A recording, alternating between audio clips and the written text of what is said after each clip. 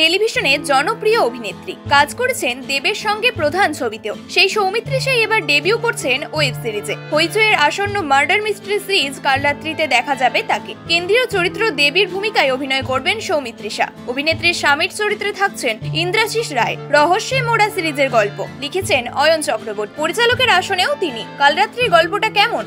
দেবীর বিয়ের অনুষ্ঠানে আচমকাই তার বন্ধু মায়ার সঙ্গে দেখা হয়, আর সেখানেই হঠাৎ এক আশ্চর্য ভবিষ্যৎবাণী করে সে। মায়া জানায় দেবীর স্বামীর মৃত্যু হবে। বিয়ের দিনেই বান্ধবীর মুখে এমন কথা শুনে হতবাক হয়ে যায় দেবী। সেই উৎসব মুখর অনুষ্ঠান, জীবনের বিশেষ দিন ঘিরে ক্রমশ অজানা এক ভয় আঁকড়ে ধরে কনে দেবীকে। ক্রমশ রহস্য ঘনায়। মায়ের কথা কি সত্যি হবে? এই নিয়েই সিরিজের গল্প এগোবে। চরিত্রদের ফার্স্ট লুকও প্রকাশ্যে এসেছে। নিজের প্রথম ওয়েব প্রজেক্ট নিয়ে সৌমিত্রিষা খুবই উচ্ছ্বাসিত।